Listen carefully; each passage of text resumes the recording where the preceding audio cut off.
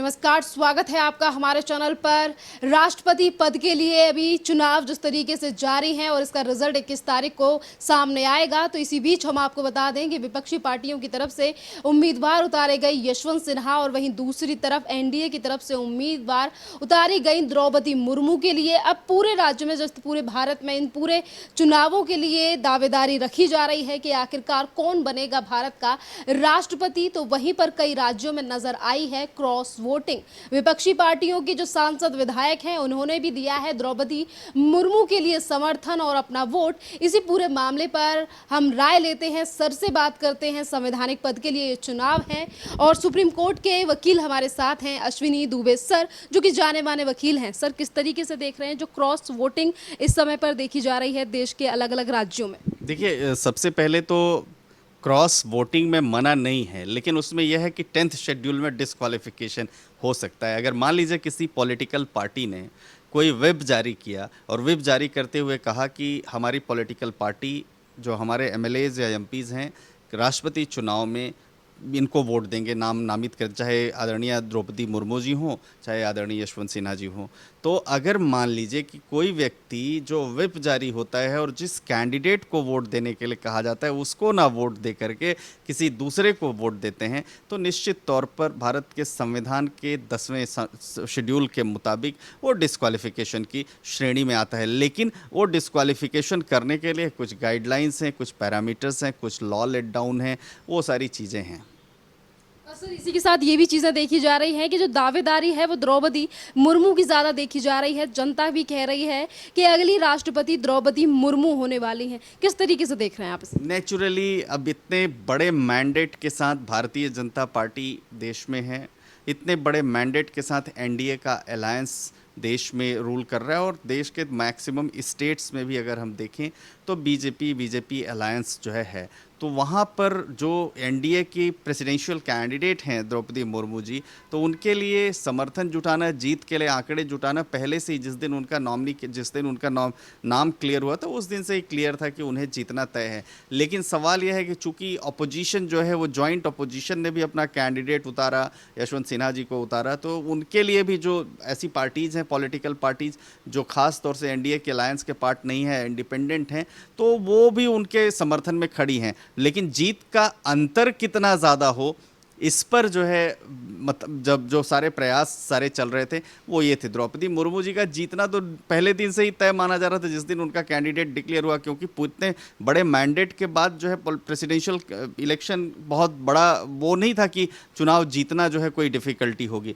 हाँ, एक बात ज़रूर है कि राजनीति में कुछ संवैधानिक दायित्व होते हैं हर नेता के, हर पॉलिटिकल पार्टी के, हर किसी के, हर मेंबर ऑफ लेजिस्लेटिव असेंबली और लोकसभा के, क्योंकि जनता प्रत्यक्ष रूप से उनको चुनती है और इस उम्मीद के साथ चुनती है कि जो देश का संविधान है, देश का कानून है, उसके मुताबिक वो कार्य करेंगे। तो ये एक जो ऑब्लिगेशन होती है वो कहीं पर अगर उस ऑब्लिगेशन, वो जो संवैधानिक जिम्मेदारी है, कोई नेता उससे, राजनीतिक व्यक्ति या कोई सांसद, कोई एमएलए उस राजनीतिक जिम्मेदारी से दूर हट करके कुछ और करता है और संविधान में जो तर्क सम्मत नहीं होता है, क्योंकि हमारा देश संविधान से चलता है, तो ऐसी परिस्थितियों में मैं समझता हूं कि वो उसके लिए ज़रूर एक विषय है जिस पर बहस भी होनी चाहिए और जिसको क्रिटिसाइज भी किया जाना चाहिए, परंतु विवेकाधिकार इस्तेमाल करने में भी कहीं पर कोई रोक नहीं है। और कोई पॉलिटिकल पार्टी अगर चाहती है कि उसके व्हिप का उल्लंघन हुआ है तो वहाँ पर डिस्क्वालिफिकेशन की पिटीशन भी जिस सदन के वो सदस्य हैं, जिस प्रदेश के वो मेंबर ऑफ लेजिस्लेटिव असेंबली हैं, वहाँ पर डाल सकते हैं। सर, अभी कुछ देर पहले जो मैंने आपसे सवाल पूछा था क्रॉस वोटिंग को लेकर, क्रॉस वोटिंग क्या उन लोगों के ऊपर भी लागू हो सकती है? अगर हम एग्जाम्पल लें शिवपाल यादव का, शिवपाल यादव अखिलेश यादव की पार्टी का हिस्सा नहीं है, उनकी अपनी अलग अलग पार्टी है पर विपक्षी है। उन्होंने तरफ से पहले कहा गया था कि वो यशवंत सिन्हा को समर्थन देंगे, पर आज किसी कारणवश उन्होंने मना कर दिया है कि वो यशवंत सिन्हा को समर्थन नहीं देंगे और अपना वोट उन्होंने द्रौपदी मुर्मू को देने की बात कही है। तो क्या उनके ऊपर जिस तरीके से आपने कहा है कि उनका जो वोट है वो काउंट नहीं होगा, किस तरीके की परिस्थिति परिस्थिति उनके साथ आ सकती है? देखिए, अगर शिवपाल यादव जी की बात करें तो शिवपाल यादव जी चूँकि समाजवादी पार्टी का जो व्हिप था, वो समाजवादी पार्टी का व्हिप ये था कि जितने भी मेंबर्स हैं, चाहे एमएलसीज हों या एमएलएज हों, वो सब के सब यशवंत सिन्हा जी को वोट करेंगे। ऐसी परिस्थिति में शिवपाल यादव जी ने जो उनको ना दे करके द्रौपदी मुर्मू को दिया है, तो द्रौपदी मुर्मू को वोट देने में तो कहीं पर कोई प्रॉब्लम नहीं है। लेकिन अगर अखिलेश यादव जी की पार्टी चाहे तो वो डिस्क्वालिफिकेशन पिटीशन फाइल कर सकती है कि आपने हमारा जो पार्टी का मैंडेट था, पार्टी की जो डायरेक्शन थी, पार्टी का जो व्हिप था और जिस पे वोट देना था आपको, खास तौर से हमने जो कैंडिडेट चूज किया, पार्टी ने जो कैंडिडेट सपोर्ट करने चूज किया यशवंत सिन्हा जी, उनको ना दे करके आपने एनडीए की प्रेसिडेंशियल कैंडिडेट को वोट दिया। लिहाजा ये 10th शेड्यूल के अंतर्गत डिस्क्वालिफिकेशन की श्रेणी में आता है। तो इस पर पिटीशन जारी हो सकती है, लेकिन इस पर डिसीजन अल्टीमेटली स्पीकर को लेना होता है। सर, पर उनकी पार्टी तो अलग है ना समाजवादी पार्टी से। देखिए, प्रगतिशील समाजवादी पार्टी उनके लगे, वो जो एमएलए बने हैं वो एमएलए बने हैं समाजवादी पार्टी से, तो ऐसी परिस्थितियों में समाजवादी पार्टी इसमें डिसीजन लेगी। अच्छा सर, यही एक सवाल है कि यशवंत सिन्हा ने आज वोटिंग हो रही है राष्ट्रपति पद के लिए, और कल यशवंत सिन्हा की तरफ से कहा गया था कि सभी जो विपक्षी दल हैं वो अपने दिल की आवाज़ सुने और मुझे वोट दें। जहां जनता ने कहा कि अगर लोगों ने अपनी दिल की बात सुनना शुरू की तो शायद आपको एक वोट भी ना मिले। देखिए, ये विषय जरूर है, खास तौर से जब जहाँ दिख रहा है कितना बड़ा मैंडेट है और उस मैंडेट के बाद एक स्वस्थ छवि वाला व्यक्ति सामने आता है, तो वो है। लेकिन अब यशवंत सिन्हा जी भी सही है, क्योंकि लोकतंत्र है, लोकतंत्र में प्रत्यक्ष या अप्रत्यक्ष रूप से जनता का ही शासन होता है, तो जनता निर्धारित करती है। अब इसके बाद अब तय होगा कि क्या होता है, उस समय वोट देते समय डिसाइड होगा। क्योंकि बहुत सारी चीज़ों में देखिए कि आप महाविकास आघाड़ी में अगर आप देखें तो शिवसेना जो इनकी उद्धव ठाकरे जी की थी, उस शिवसेना ने महाविकास आघाड़ी का पार्ट था, महाविकास आघाड़ी यशवंत सिन्हा जी को सपोर्ट कर रहा है, लेकिन उद्धव ठाकरे जी ने कहा कि नहीं, हम द्रौपदी मुर्मू जी को सपोर्ट करेंगे। तो उसको अगर हम देखें, सुहेल देव समाजवादी पार्टी जो है, जो खासतौर से ओम प्रकाश राजभर जी की, उनकी पार्टी के भी एमएलएज को देखें तो उन्होंने भी समर्थन दिया। उसके अलावा वहाँ पर एक बिहार के एक सांसद हैं, बिहार के एक मेंबर ऑफ लेजिस्लेटिव असेंबली हैं, उन्होंने भी जो व्हिप है उसके खिलाफ दिया। तो ये सारी चीज़ें हैं, और लेकिन उस सब का व्हिप का उल्लंघन होने पर एक कानूनी प्रक्रिया है। 10th शेड्यूल में संविधान के अंतर्गत सारी बातें लिखी हुई हैं, तो वो चाहें तो वो वोट देने के लिए स्वतंत्र है, लेकिन उनके खिलाफ डिस्क्वालिफिकेशन पिटीशन भी लगाने के लिए दूसरी पार्टी दूसरी तरफ से स्वतंत्र है। सर, अगर हम देखें कि जिस तरीके से एनडीए की तरफ से उम्मीदवार उतारा गया है द्रौपदी मुर्मू के लिए, इसी को लेकर तमाम बातें सामने आ रही हैं कि देश का जो सबसे पिछड़ा वर्ग है, आज उन वर्ग में से चुनकर द्रौपदी मुर्मू के लिए राष्ट्रपति पद के लिए उम्मीदवार बनाया गया है एनडीए की तरफ से। कितनी बड़ी जीत साबित होगी ये राष्ट्रपति उम्मीदवार के लिए अगर वो जीतती हैं तो? देखिए, बहुत लैंडमार्क, बहुत ही डिसीजन अच्छा है। खास तौर से एक आप जब दूर सुदूर गांव से व्यक्ति को उठा करके देश के सर्वोच्च पद पर आसीन करने के प्रयास करते हैं, तो यही जनता की ताकत होती है, यही संविधान की ताकत होती है। तो मैं समझता हूं कि आदरणीय द्रौपदी मुर्मू जी को जो प्रेसिडेंट बनाने का सब डिसीजन था वो बहुत अच्छा था। उससे एक मैसेज जो देश में जाता है कि देश का राष्ट्रपति प्रधानमंत्री बनने के लिए आप जरूरी नहीं है कि किसी बड़े विशेष खानदान में पैदा हों।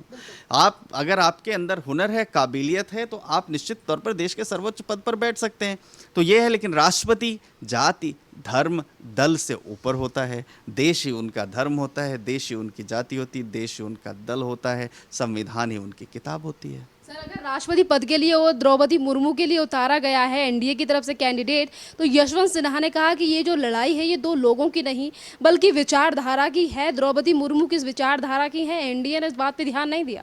देखिए, यशवंत सिन्हा जी बहुत बड़े नेता हैं, और ख़ास तौर से वो जब उनकी जिस समय अटल बिहारी वाजपेयी साहब की, श्रद्धेय अटल बिहारी वाजपेयी की सरकार थी, तो उस समय उसमें वित्त मंत्री भी थे।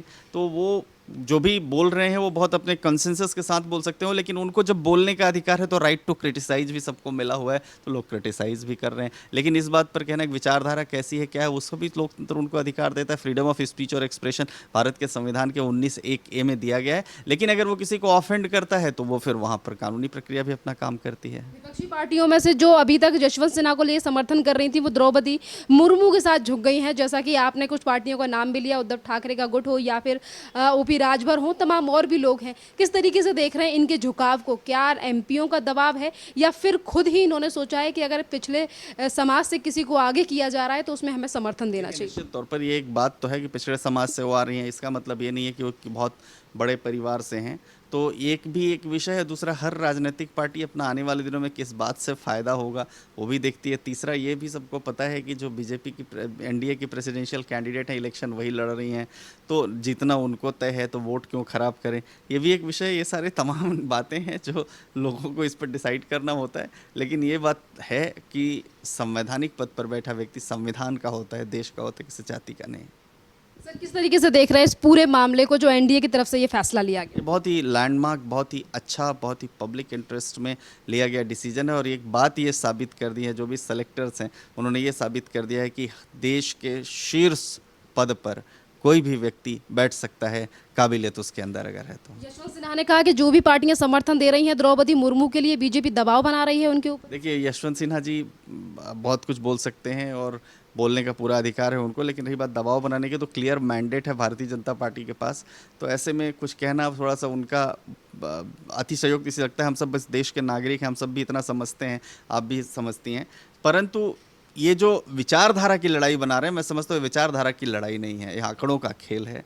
और आंकड़ों के खेल में जीत उसी की है जिसके पास नंबर हैं। बहुत बहुत धन्यवाद सर।